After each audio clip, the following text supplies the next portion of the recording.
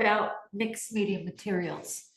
Not to do a demo, but just how would you start if you were an artist and you wanted to do some mixed media? What do you buy? What do you start with? What is best? I like to call this the alchemy of mixed media. I've been teaching the alchemy of mixed media for a few decades in academia and workshop settings. So alchemy, when we're mixing something, when we're turning something into gold, our gems, our paintings, it's not just external with techniques. Techniques can only go us so techniques can only get us so far. Alchemy is also internal. It's that process of what is our voice? What are we saying? Does this make any sense? How do we evolve and change and merge into the best versions of ourselves? Really, our paintings. We want to be authentic. We want to be real. We want to express. We want to say something. So with that said, with no further ado, I'm going to start with what are we painting on? What's our mixed media on? And I'm going to talk about paper, our choices. And it's a personal choice. I tend to go from canvas, stretch canvas, or canvas that I gesso to wood panels. I prefer wood panels best. And the reason I prefer wood panels is when I'm working, I can scrape into it. You know, I can be really hard with it. Paper can be a little more temperamental. So let's start there. A lot of artists wannabes, artists enthusiasts will say, okay, well, I'm going to go buy newsprint.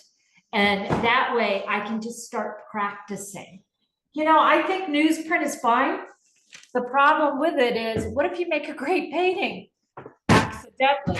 Well, you made it on really good paper, and it's going to be hard to frame it, be with it. It's just not going to be that easy. So with that said, there's newsprint, which I really do use for, let's say, idea generating, which is an exercise that I do with my classes and my workshops and my online stuff, you know, just to like do what I call thumbnail sketches, little quick sketches. And you know what you can do? This is mixed media, right? You can then take that newsprint paper, you know, I usually have it on a list for classes. I think it's great to have. You can take that newsprint paper, you can cut it, you can use it in collage. Fantastic, right? Okay, the second thing with paper is you can use a mixed media paper, which is a fantastic way to go. This is probably backwards for you. This is what I would say or call or is, how about that? 98 pound. 98 pound is, can't see it, but you know, it's okay. I mean, you can paint on it. If you really want to get fancy, I would go 125 pounds and up. This is a watercolor paper. Can you hear that? Can you hear that? It's a little more sturdy. And this gets me to the blue tape. Because if you're making a painting, when you pull this blue tape off, it's going to give you a wonderful border. So your choices in paper, you can go to any art supply store and usually buy single sheets. I like to buy the bigger one that's at least 22 by 30. You can get a Strathmore paper, Stratmore, or an Arches paper, ARCHES. And that way you have a bigger sheet that you can cut down, or you can utilize the whole thing. So paper becomes really personal, but those are a few things that I just shared with you. This is a watercolor paper. This was 12, this was 140 pound. I think it's what I used right here, which I also have made smaller ones. Watercolor, just wonderful way to study. And also with watercolor, when I talk about mixed media, what can go on top of what can't go on top of what? Those are some things that we'll be dealing with as maybe the next video, next class time when we're actually working the materials. Okay, so that's paper. The second choice could be a wood panel. This is by Da Vinci. You can get them in many places. Blick Art is another place that has them. So some people say, well, I can go to the art supply store and buy this less expensive that is just a birch panel. I like the birch because it's not treated. I like wood that hasn't been treated. A masonite is often treated, and you put like a handmade gesso or you put a material on there and it doesn't absorb as well. You want a nice piece of wood. Now with this, the problem is what if you make a great painting? Now how are you gonna frame it? I happen to like what's called cradled. It's called cradled when it has, this is kind of thin. You can buy them thicker. And when I say thicker, you can get like 2-inch. So you make a great painting. What do? I can either make my own frame or put 2x2s, something to hold it, but I don't recommend this. This is why I'm saying that. I recommend, if you're gonna work on wood, to go ahead and get it cradled. You can order packets usually from a place like Blick Art. Your local art supply store will have them, which is usually more expensive, to tell you the truth.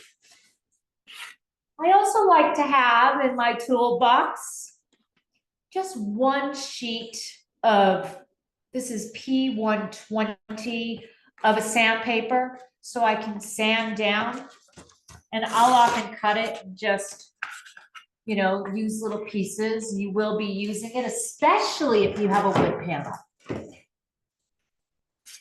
Sandpaper. This is canvas. It's different texture. I'm really going to recommend, you know, if you get this, see how it's pre-gessoed, it's white, that means it's already been pre-gessoed. The other thing you can do, I'm leaving the screen, is you can purchase, this is not too heavyweight, this is just a cotton canvas, and you can cut it yourself. And how I do that is, I'll cut it with a scissor, I'll start the cut, and you can rip it.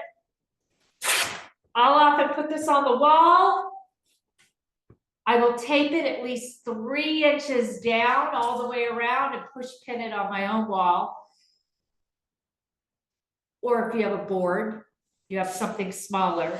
And then I gesso it myself. This is a big old tub of professional gesso. Why do we gesso? Mixed media, why do we gesso? Well, it's so when you're using your paints, it's not all absorbing into this cotton, and you're not wasting paint for one. Although, you know, there's some artists that just will paint on raw canvas. There are no rules, I always say. There are just guidelines. So that's the canvas. So we talked about wood, we talked about canvas, we talked about paper. What's the next thing? Well, pastels. You can buy expensive pastels or inexpensive pastels. I often use the inexpensive pastels, and the reason why is I'm using it as an underpainting, the beginning of something. So I use it, I am demoing, to mark make, to draw. Anything can go on top of this. It's chalk, it's dry. That's dry materials to wet materials, even though you can mix the two. But I would just go and buy just an inexpensive thing with not a whole, you can buy Senlier, Sennileier, I think it is, from France, and it's like $100 for their set. I think this was like 14. You can find it probably cheaper online. I think I got this at Michael's. Blue tape, great thing to have. So you can tape off edges. What if you want to make a nice clean triangle? You can tape it off. So there you have it. Gloves, if you don't want to get your hands messy. So here are the gloves. You can buy them at any art supply store. Now, blue paper towels. I think they're really handy. You know, I use this and roll up the extra paint and roll it down if I have something that's really too wet. You can get this at any hardware store. It's nice to have. And the other thing that I just think is fantastic, baby wipes, fragrance free. I use it to wipe off paint as well. My hands. I also will clean my brushes with it. So just having a packet of baby wipes, really nice to have. So there you have it. A water bottle. I'm really a fan of spraying. Water fixates pastel. Not if you're doing very detailed pastel, but it will fixate it if I was to take the water. I'm also a big fan of the drips, so you can paint with that pastel, which is how I often start a lot of my classes. That's really light, but I think you've got the idea of it. I have 25 years been using chip brushes. You can also get these at the hardware store. Sometimes the hairs will come into the painting. I will take tweezers and pull them off, but I'm very hard on my brushes. So why would I go out and spend a lot of money when I am ruining my brushes? So these are different sizes. I highly recommend that. You can also have like an array of brushes. You know, you could even go to the art supply store and touch it, feel the tactile. What do you want? This is a makeup brush. I call it the fluff brush.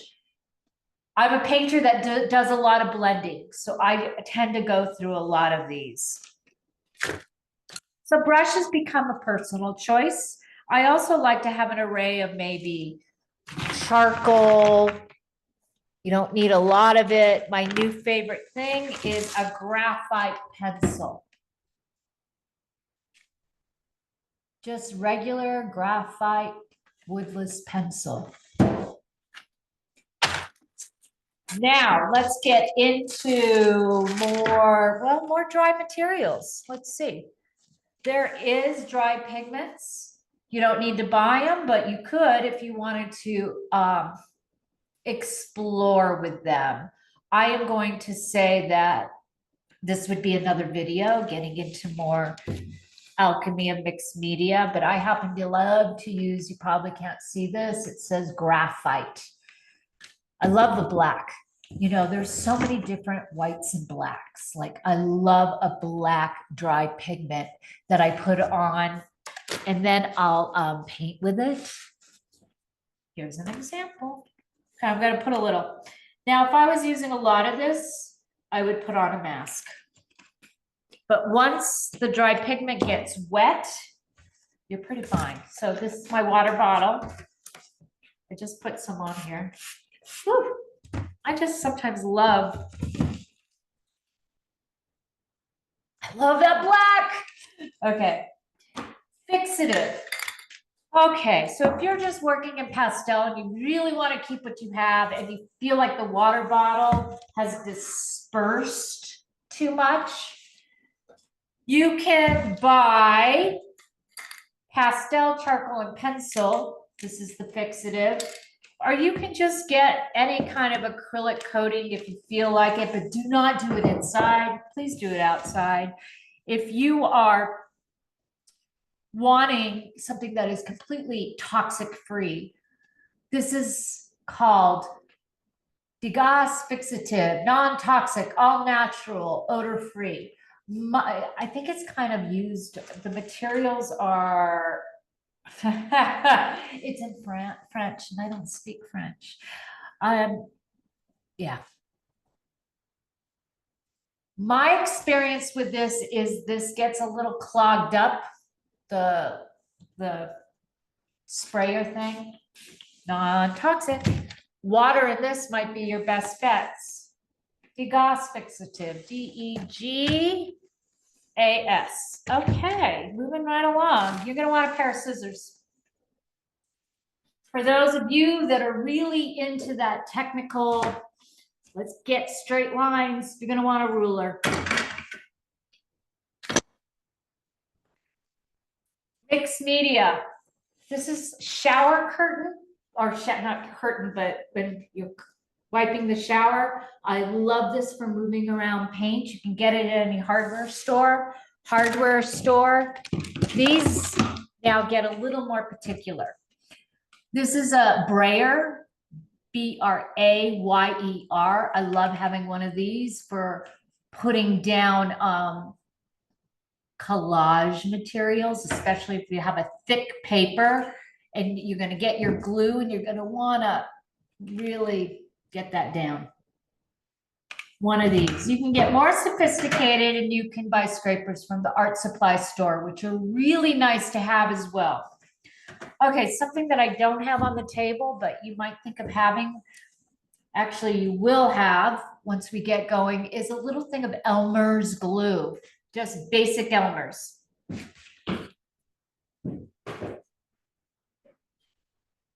You can buy even the school glue. So you might ask, is this archival? Well, if you are painting on top and you're working with collage and paint and mixed media and paint's going on top, it's fine to use this. I water it down. The thicker the paper of collage I'm using, the thinner layer I need. An example of this is if I'm using tissue paper, I can almost put this, or I can put it on with just water and a brush. It's another demo with how to do that. So you might want some papers for collage.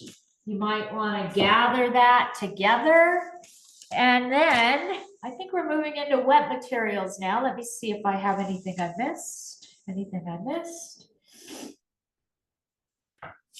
Yeah, I was going to talk a little bit about oil pastels. This is more like a crayon, but that kind of gets into later. We're not going to do that now. Okay, so let's say you're ready to paint. You can use a piece of cardboard, or you can go to the art supply store and buy something really fancy to put your paints on. I use freezer paper. Just good old regular freezer paper. And I put it on top and I tape it down. And that way, I'll show you.